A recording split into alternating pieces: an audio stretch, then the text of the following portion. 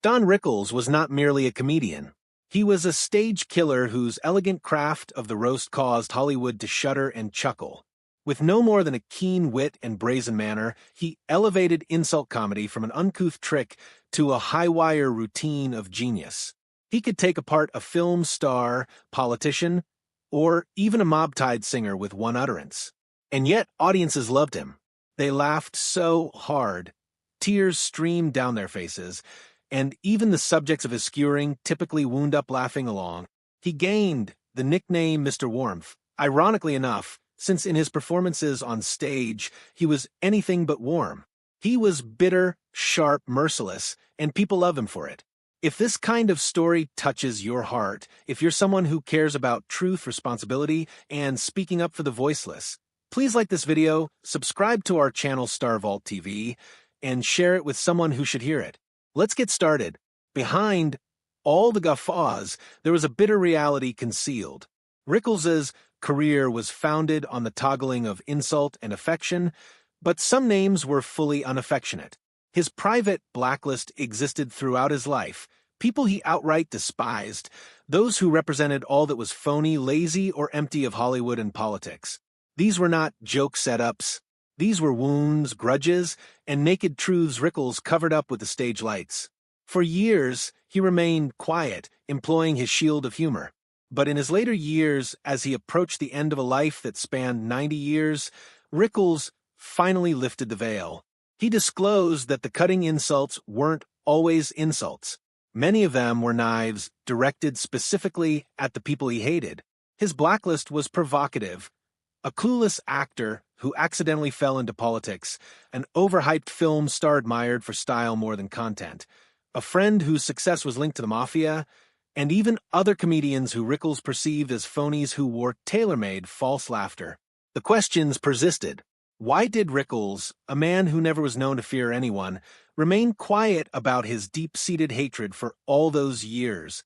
Why, in a life lived fully through comedy, did he wait until his final years to unmask the bitterness behind the facade? To find out, we must return to where it all started. Don Rickles became famous during the 1950s and 1960s when Las Vegas was on the brink of becoming America's entertainment city. The casinos shone bright, the Strip was controlled by the mob, and the Rat Pack defined glamour and decadence. Rickles honed his style there. He was not a jokester in the classical sense. He did not use humorous anecdotes or witty one-liners on mundane topics. Instead, he gazed out at the crowd, selected somebody big or somebody famous, and went for the jugular. With his in-your-face insult comedy, Rickles soon became one of the nation's best-known comedians. No one was safe on stage. Race, looks, personality traits, profession, Rickles cut them all down with cutting, pungent words. His victims laughed, sometimes anxiously, because Rickles' viciousness was somehow elegant. He wasn't mean-spirited for the sake of being mean-spirited. He was larger than life, absurd, and theatrical. Cruelty was a performance, a mask that somehow included everyone in the room as part of the joke. His frequent visits to The Tonight Show with Johnny Carson made him a household name. Carson loved him because Rickles brought danger to late-night TV.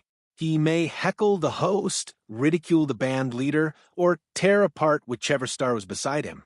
Anything could happen. The audiences adored the anarchy. Carson's affectionate nickname for him, Mr. Warmth, only served to make the contrast greater. Don Rickles was not warm on stage. He was a scalpel slicing through Hollywood's illusions carefully manufactured. And yet, for decades, hardly anyone knew that not everything of his stage material was strictly comedy. Some of those nasty lines had real venom. One of Rickles' favorite targets was Clint Eastwood.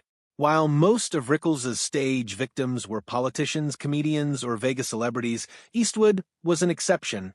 Rickles viewed him as the height of Hollywood's power to make a man with little substance into an icon. To Rickles, Eastwood wasn't a great actor, but a fellow who scowled his way to fame. Before the Vegas crowd, Rickles once shot, "Clint, you have two faces. One's a scowl, the other's a deeper scowl. And that's how you're made into a Hollywood legend." The crowd roared, but Eastwood, always gravitas, gave only a snarl. To Rickles, that detachment only illustrated the point. Eastwood wasn't pretending, he was simply standing there, allowing the world to overlay myth upon his face. Year after year, Rickles reused his scorn.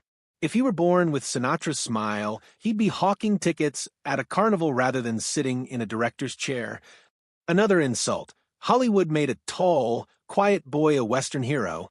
In fact, Clint's only good at one thing, staring until his opponent flees boredom. To crowds, they were side-splitting. To Rickles, they were confessions. Eastwood represented the travesty of Hollywood, where immensely great actors were lost while a guy with two faces became a legend. And each time Eastwood sat silently during Rickles's roasts, the silence provided Rickles with more fodder. Then there was Dean Martin, the Rat Pack's handsome crooner darling. On stage, Martin was suave charm personified, the quintessential gentleman with a glass of whiskey in his hand. Women fawned over him, men envied him, and Vegas crowned him as one of its shining stars. But Rickles was not fooled. To Rickles, Martin was a phony, a man who rode good looks, charisma, and liquor rather than sweating hard over his work. He frequently referred to Martin as Vegas's high-class drunk, ridiculing his stage image. "Dean, you don't sing, you just yawn with a melody," Rickles once taunted. Another time he cracked, "You made it by drinking more than you sang. If Vegas ever runs out of whiskey, your career is over." The Rat Pack loved Martin, but Rickles seethed at how effortlessly Martin was adored. Rickles had spent years working his way up from comedy clubs, honing his act to razor-sharp precision. Martin, by his own perception, simply smiled, raised a glass, and let the crowd project talent where none existed. Under the jokes, Rickles's resentment was genuine. Dean Martin symbolized what Rickles disliked most: shallowness canonized as greatness. Arguably, Rickles's most contentious blacklist entry was Ronald Reagan. Reagan, a mediocre Hollywood actor prior to politics, most often played second-string roles. Rickles regarded him as the quintessential case of merit being rewarded. "Ronnie, you were so awful in the pictures that Hollywood pushed you into politics," Rickles once joked. When Reagan was elected governor and eventually president, Rickles did not ease up. On national TV, he ridiculed, "Mr. President, I still recall you from those terrible movies. It's a miracle America elected a character actor to head the world." He needled again, "Even Lassie had more forgettable roles than you."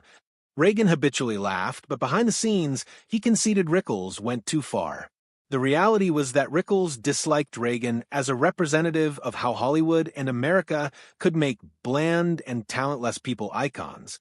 To Rickles, Reagan was evidence that life was not fair. A failed actor became the most powerful man on the planet.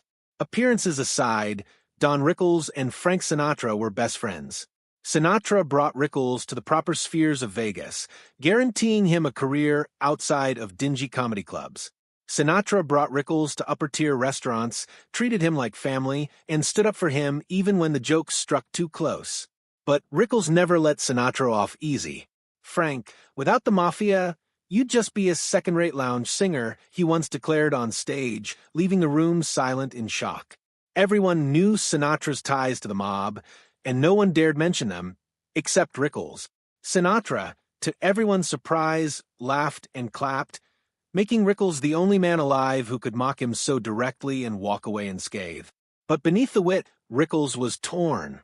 He envied Sinatra's raw talent, but loathed the fact that his empire rested as much on mob ties as on his sound. To Rickles, Sinatra represented success sullied by power and corruption. If any comedian Rickles publicly reviled, it was Bob Hope. To America, Hope was a cherished comic legend, renowned for his clean, safe humor and his USO shows. But to Rickles, Hope stood in direct opposition to real comedy. "Bob Hope is so funny I fall asleep before he even steps on stage," Rickles once quipped. He criticized Hope as being too safe, too sweet, too phony. "Bob, you never hurt anyone's feelings. But then again, you never make anyone laugh out loud either." What Rickles despised most was the way Hope commodified comedy as a bland, artificial product, too cautious to offend anyone and gratify all. Bob Hope is the Disneyland of comedy, Rickles mocked. It's clean and pretty, but it has no truth. To Rickles, Hope symbolized all that was wrong with American comedy: inauthenticity, complacency, and refusal to take any risk. While Carson was the catalyst for Rickles' career, bringing him on again and again to The Tonight Show, Rickles secretly hated him. Carson was the king of late night, but Rickles regarded him as just a smooth host who existed by the teleprompter. He once told Carson live on air, "Johnny, you're so charming that your wife left you." And the audience didn't even notice. Another time, "You're not a comedian, Johnny. You're just a host who got the longest seat in television history."